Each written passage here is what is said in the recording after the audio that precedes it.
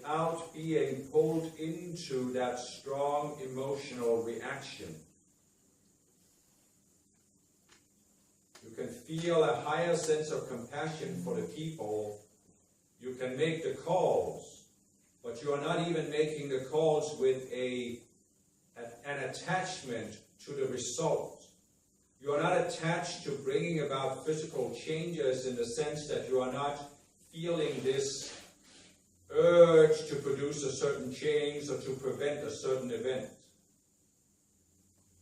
You are, as I said, locked into the reality of free will, and that people must learn in whatever way they can learn, and that even seemingly dark events can be the only teacher people can respond to.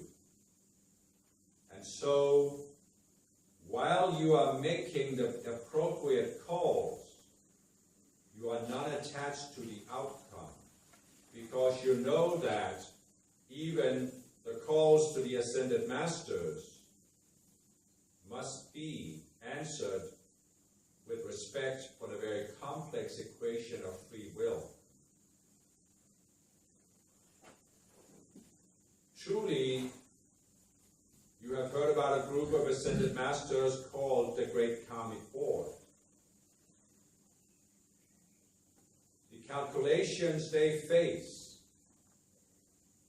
are incredibly complex, my beloved. You would be amazed at the complexity.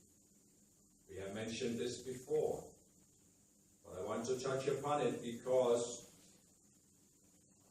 it simply would not be possible for anyone in embodiment to grasp the complexity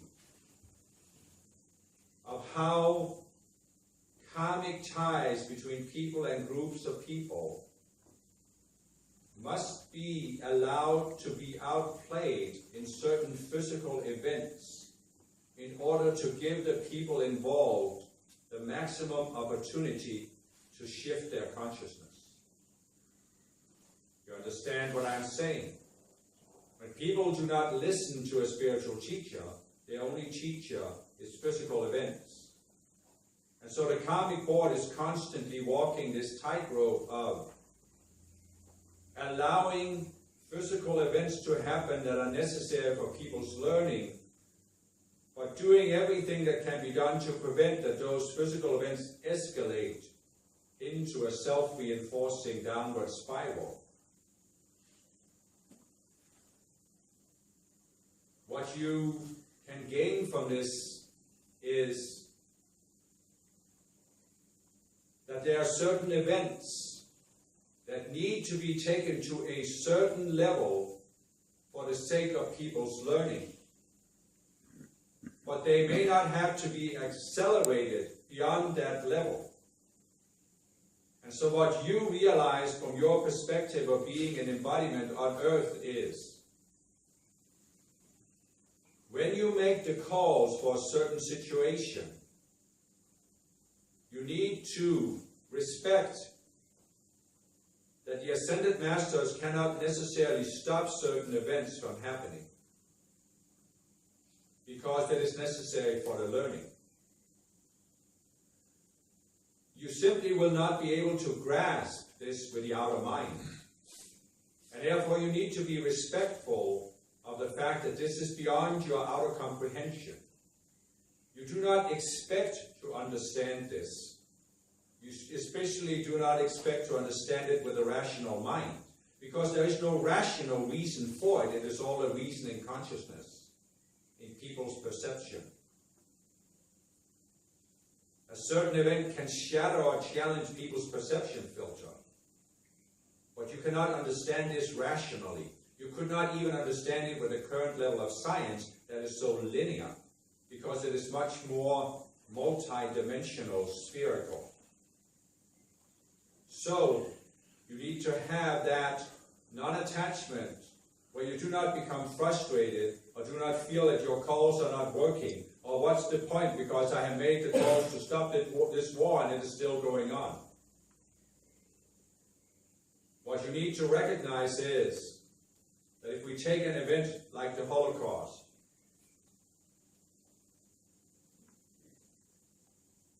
reason why this could happen was that it was necessary for the learning process of most people on earth to see an extreme outpicturing of what prejudice against other people can lead to.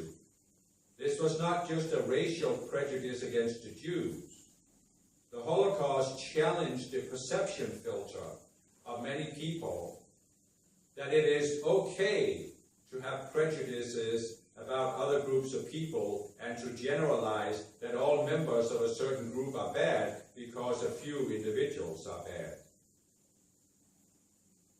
The effect of the Holocaust has been very far-reaching in terms of challenging people's perception filters. So it was necessary that the Holocaust would go to a certain level. But what then happens is that when this is allowed to precipitate as a physical event, the fallen beings and the dark forces, especially in the astral plane, always attempt to manipulate people into taking it much further than was necessary for the learning process.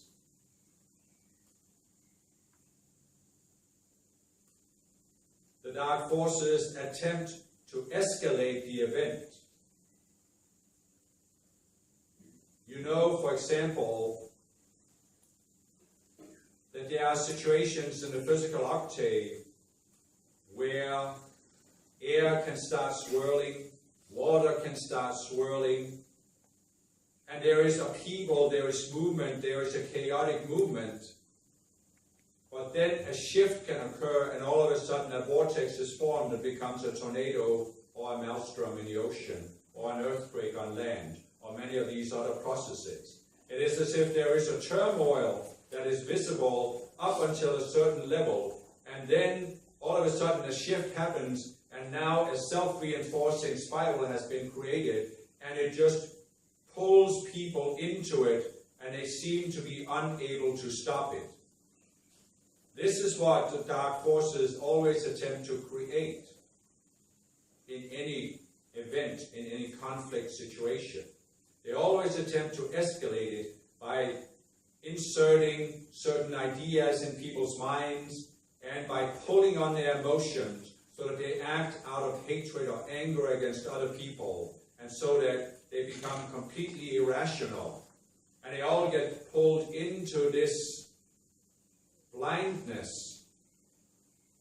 And it is as if the physical madness, the physical events have to reach a certain climax before people are then able to again abstract themselves from it and suddenly see how mad it was. You see in the Second World War how first the German population were pulled into supporting Hitler, and then many other nations were pulled into this absolute determination to defeat the enemy that made them go into the same mindset as the enemy. As has been said, the challenge of war is that in order to defeat the enemy, you have to be as ruthless as the enemy. You just have to hope you don't become worse than your enemy. And that is indeed what can happen in many situations. And so, it is of course not constructive that people look upon the Nazis as creating hatred against the Jews, but the people themselves have a greater hatred of the Nazis. And so the spiral keeps escalating. And so what I'm saying here is that what you can do to spiritual people when making the calls is, you can often prevent that a teaching event escalates into a downward spiral. You will again not see this physically, because you will not see what does not happen physically, and you will not know how bad the potential was for that situation to escalate. So I'm asking you again to step up to this more detached view. You realize you are an embodiment. You realize you have the opportunity to make the calls for certain events. but you are not attached to the physical outcome of it. Of course, you also need to realize that even when an event has happened, it is still a matter of people's choices whether they will actually use that event to challenge their perception filter. And I, from my view as the Lord of the world, am always respectful of people's choices. I am not attached to them making certain choices. And you need to cultivate that non-attachment in yourselves, where you can have that respect for free will, so that you are not personally pulled into a reaction when people do not make the highest possible choice. I know there are many of you as spiritual people who cannot even watch the news because it is too painful for you. But this also shows you that you are not yet attained that detachment. I am not hereby saying that you should watch the news, or especially not overindulge in it, because you will be overwhelmed by the information stream.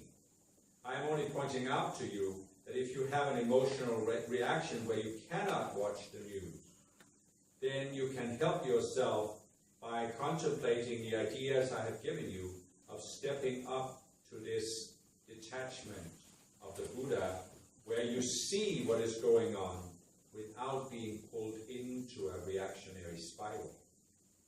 This will make it so much easier for you to be an embodiment on this very turbulent planet.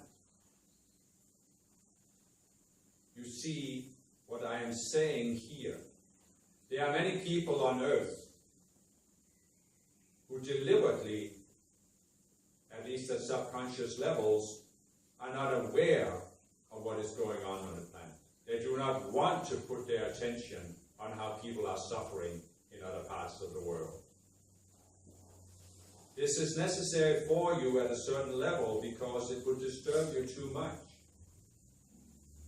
But you see, you cannot make your ascension from a given planet until you have looked at every state of consciousness found on that planet and transcended it.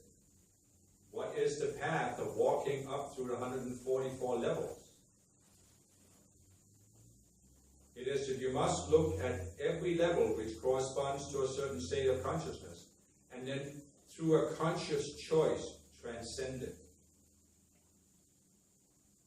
So, there's a phase where you are blind, because you need to be blind. Then there is a phase where you begin to go beyond the blindness. You are willing to look at certain things. And in that phase, you are inevitably disturbed by what you see, and you are pulled into an emotional reaction. But what I'm giving you here is that there is a higher phase, where now you can look at what is happening, and you are not pulled into a reaction. You can be aware, you can make the calls, but it does not disturb you, it does not take you away from that centeredness in the Buddhic mind. Being centered as the Buddha, being at peace as the Buddha, does not mean that I am blind to what is happening in the world. It means that I see what I see it from the inside and the outside at the same time. I see it from every perspective possible on the 144 levels, and I see it even beyond. It is easy to be not attached if you are not aware. But the challenge is to be aware and be non-attached. Now then, I will touch upon the topic of what other masters have called your initial or cosmic birth trauma of when you first came into embodiment on this planet.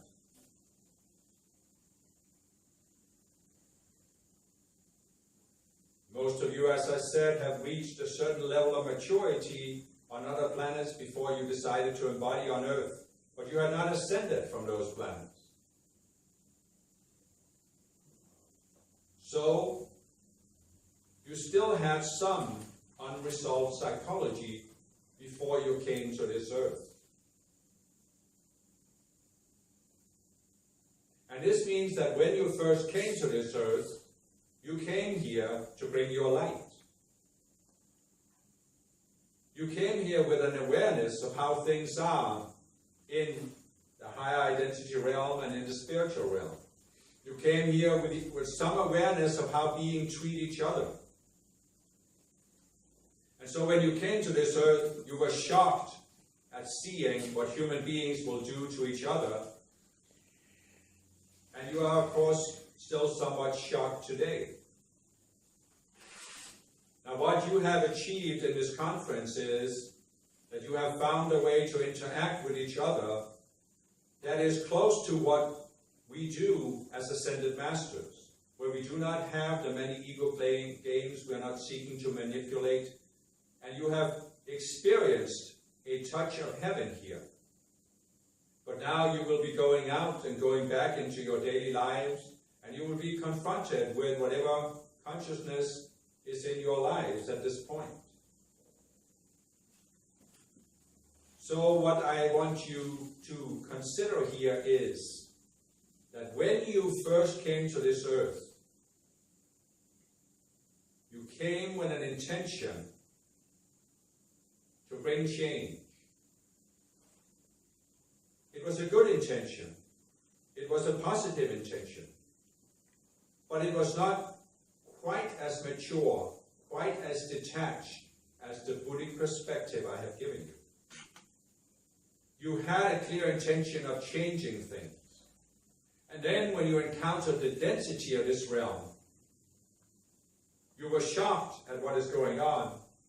And then you became even more determined to change things. And how are you going to change things?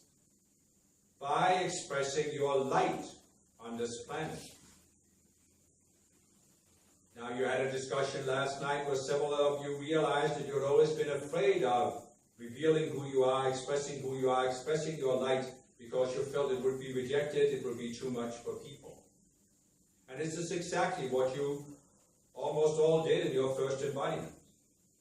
You encountered the density, and you decided that you would express your light to the absolute maximum capacity you had in order to change that condition. But what you did not quite realize is the equation of the physical octave. You see, when you have a certain amount of light, the fallen beings in the lower identity realm cannot overcome you. They cannot force you, because your light can withstand their attacks in your identity body. If you have a certain amount of light, you can withstand anything the fallen beings can throw at you in the mental body. And likewise, you can withstand anything they can throw at you in the emotional body. So you had a certain sense when you came here that because you were invulnerable in the identity body, in the mental body, and in the emotional body, you expected that you would also be invulnerable in the physical body. You expected that because you had greater light than most of the people in embodiment, they would not be able to touch you. And therefore you were safe in expressing your light. You expected that your light could overcome any challenge in the physical octave. But this is not the case in the physical octave. When you are in a physical body, your physical body can be attacked by human beings who are in a far lower state of consciousness than yourself.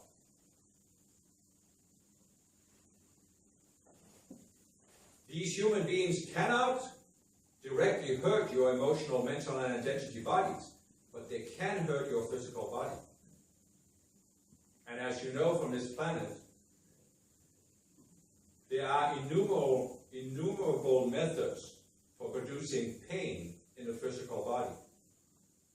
So here you come with the best of intentions, with a certain expectation that you will be invulnerable.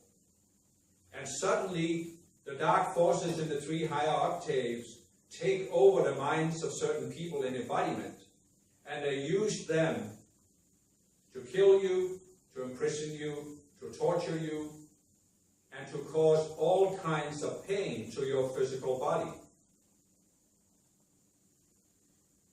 And then you go into feeling that your light is rejected, that nobody wants it on this planet. And you go into feeling that perhaps God the Father should not have allowed your physical body to be tortured. Or you feel that God the Mother should not have allowed you to feel such intense pain. And all of a sudden, you are taken away from your original intention. And you are either scared into hiding your light, or you feel that what is the point in sharing it when it has no effect? And so, this is part of the wound you have been carrying, where you have not dared to express your light. So here's how this ties in with my saying that you start out being blind, then you become seeing and you become disturbed, and then you can go to the 3rd level where you are seeing but you are non-attached. You start coming here with the best of intentions, but you are blind to how the physical octave works. Then you become attacked, and now you go into this tumultuous period where you are disturbed by what is going on. You are beginning to realize how dark of a planet you are on, and you are beginning to realize how merciless the physical octave can be. So you are beginning to see, but you are very disturbed, and it is so painful that you go into this reactionary spiral. But the 3rd level up is to come to the point where you are seeing how this planet works. You are seeing people's state of consciousness. You are seeing the wisdom of the Mother and knowing how the material world works. But you have that detachment that allows you to still express your light. Only now, you do not do it with the intention you had in the beginning of changing or forcing other people. You do it in a much more balanced way, that as we discussed yesterday, the wisdom of the Mother allows you to look at what does that particular person need to take the next step. And then you don't express more than that. You're not blasting people with the fullness of your light. Because you're not doing it because you need to see some change. You have that respect for the outplaying of free will. You have that total respect for the people around you, that they are at a certain level of consciousness, that they have a right to be at that consciousness, that it is not your job to force them. It is your role to inspire them, to show them an example that there is an alternative, but never to force. You understand what I'm actually saying here, my beloved? When you came to this planet, you came here to bring change, and you were using your light with force. And this is what created an opposite reaction from the fallen beings, so that they attacked you and to try to prevent the light from destroying their grip on the people. But it was your force in your immaturity that created this reaction. And when you begin to see this, you can look at this original trauma. You can look at the hurt. You can look at the anger against the mother or the anger against the father. And you can come to the point where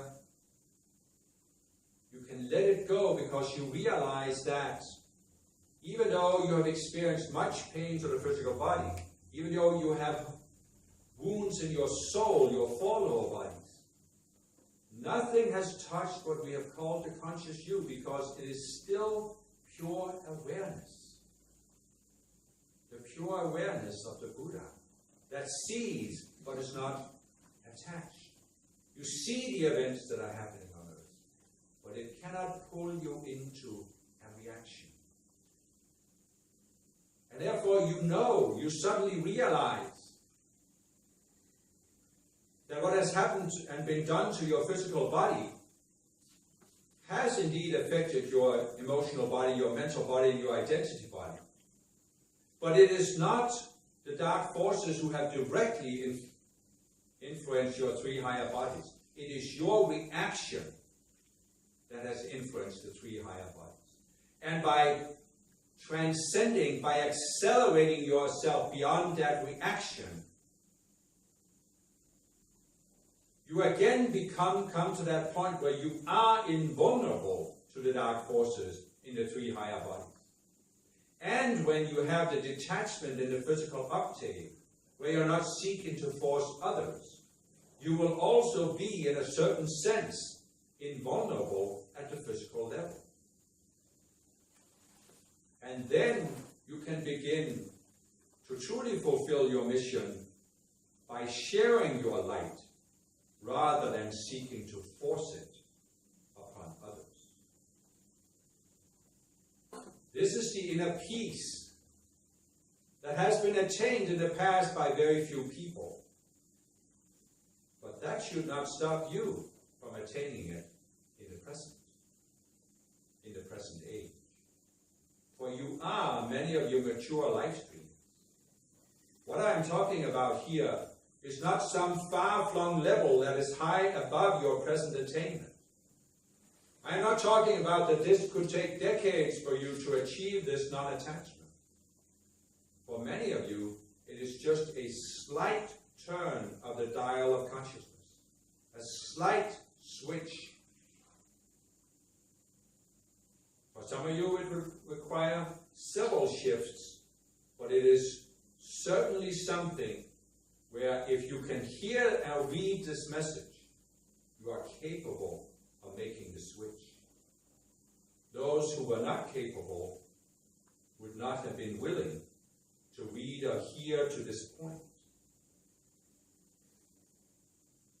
So I'm not asking you to do something that is impossible. I'm asking you to accept that this is possible. You have had some experience during this conference of how you can be in this free-flowing, loving state of mind where you are not seeking to force each other in any way. You are sharing, and thereby you are creating that upward spiral. But you can do this individually in your own mind, where you are in that upward spiral. You're just sharing yourself, but you have no intention to force other people, or to force a certain reaction from the physical uptake. It has been said that when you are in a truly loving frame of mind, the entire universe will support you. When you are seeking to force, you understand, the matter realm, the mother element, must reflect back to you what you are sending out.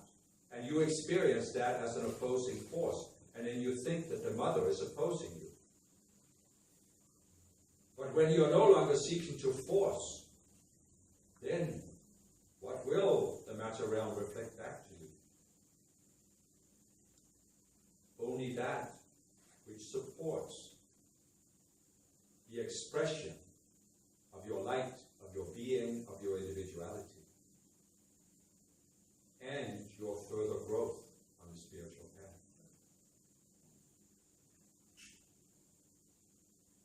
The spiritual path will at a certain level be ups and downs.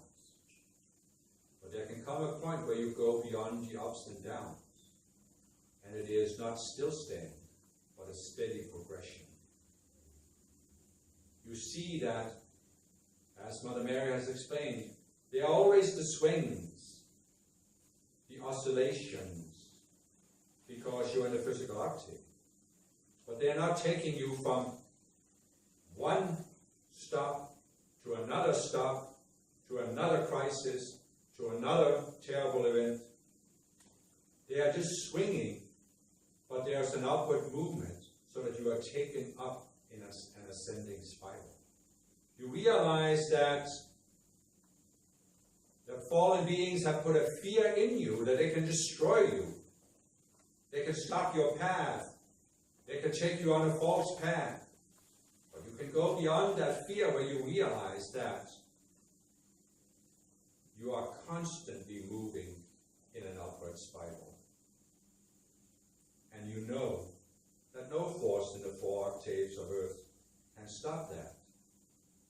For you are aware that you are an extension of the Ascended Masters, and that the light of the Masters is more powerful, of a higher vibration than anything on earth. This is your frame of reference. This is your lodestone. And when you are tuned to it, you can look beyond any condition, and it can take you in this constant upward spiral that reaches towards greater and greater sense of peace, greater and greater sense of joy, of enthusiasm, of fulfillment, and you can come to this point where you look at life, you look at this earth, as complex as it is, you look at everything that is going on, and you still feel, what a wonderful opportunity to be alive. What a privilege to be an embodiment on this planet.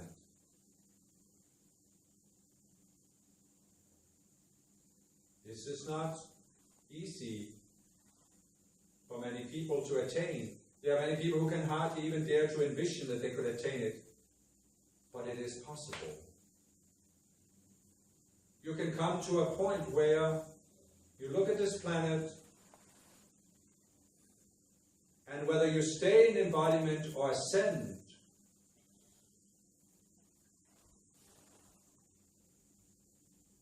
I will not say it does not matter to you, but you could go either way. And do you understand, my beloved? That is the only frame of mind from which you can ascend. When you're no longer trying to run away from the conditions on earth, when you're no longer seeking to change the conditions on earth, then you are free to ascend. When can you ascend? When you no longer feel that you have to. When you are non-attached. When you are free. You are completely free to make the choice to stay in embodiment. And you are equally free to make the choice to ascend. And then you make that choice. You walk through that gate. And before you take that final step through the gate, you look back on earth, as I did under the bo tree, and you must look at all the demons of Mara. You must look at each and every one of the demons that have affected you in the past. And you must look with that complete detachment, where you see, but you have no reaction, no value judgment, no desire to force.